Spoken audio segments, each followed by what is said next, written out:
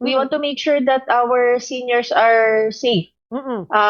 We selected po, we partnered with Robinsons kasi makakaya po natin ma-accommodate yung mga seniors natin, yung mga grantees natin, kasama po yung companion. Pero kung makakaya po sana na isa lang or dalawa lang yung kasama, alam natin excited sila, no? Pero i-limit po natin para hindi po magkasiksikan. Mm. So, going back to I heard you were talking about merong pang mga galing sa malalayong lugar, no? Nag-expect sila. Mm. So, tama po 'yon. Ito po ay cash gift. Mm. Ito po ay regalo, hindi po siya ayuda. Pag nag-birthday, reregaluhan. Tama, no? So, kung tayo po ay mga nakikinig ngayon at alam natin na nag-birthday or mag-birthday ng 80, 85, 90 at 95 years old ang ating mga seniors, punta na po tayo sa ating mga sa OSCA po natin I know that we have listeners also na hindi taga Gensan. Opo. Ongoing din po kami ngayon. We have ongoing also sa ating other mga municipalities. We have 2 teams na naka-deploy Bombo Edna. Currently, yung team 1 namin nasa Sarangani din. Okay. So, anyway, kung mga interesado sila, pwede silang pumunta sa OSCA. And then, kilala po nila yung FESCAP, yung sa Federation ng Senior Citizens sa kanilang mga barangay. Kumustahin po ninyo, no? Kasi sila po yung mas makaka-assist dahil nasa barangay po ninyo ang mga officers ninyo sa FESCAP para ma-assist kayo mag-apply. Kasi tuloy-tuloy ito, Bombo Edna. Until next year, no, meron naman tayong pondo para dyan. Hindi lang po sa Gensan, buong Region 12 meron po tayo.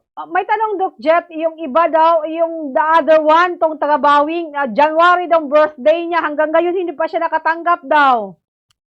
Oh, last year. Okay. Because yung application ng batas natin ay March. March. No? Yes, but sige lang, ganito. Just coordinate because there is an appeal, no? Sinusubukan natin mag-appeal na i-retro pa yung application ng ng batas. No? So lahat lang po nung mga nag-qualify after po doon sa nakasaad sa batas natin which is sa March po 'yon, 2024. But sige lang po. Let's see if we can gather enough and then maybe we can try to appeal that one as well. Okay. Opo. Doc Jet, ano ba sa mga magna 90 years old or 85? Ano ba ang kailangan ng mga documents para i-prepare na ng mga anak, ng mga caregiver? Yun ang pinaka-importante, Doc Jet, para diretso na ato sa OSCA office para din na tayo pabalik-balik.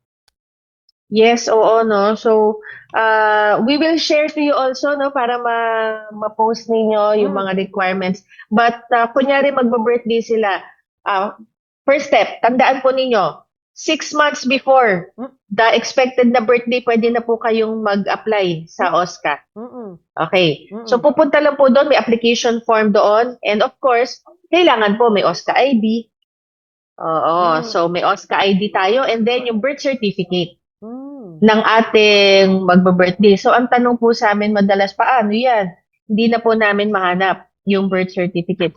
The OSCA will guide you. Meron pong mga tinatanggap na mga documents. Kunyari po, si lolo at lola, talagang hindi na mahanap ang birth certificate.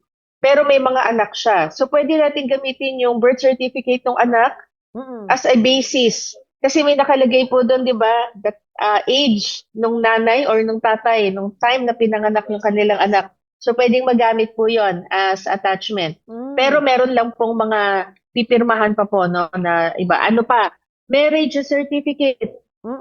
Okay? So, yun po. I-ready po ninyo yung ganito mga valid po ninyo na mga IDs.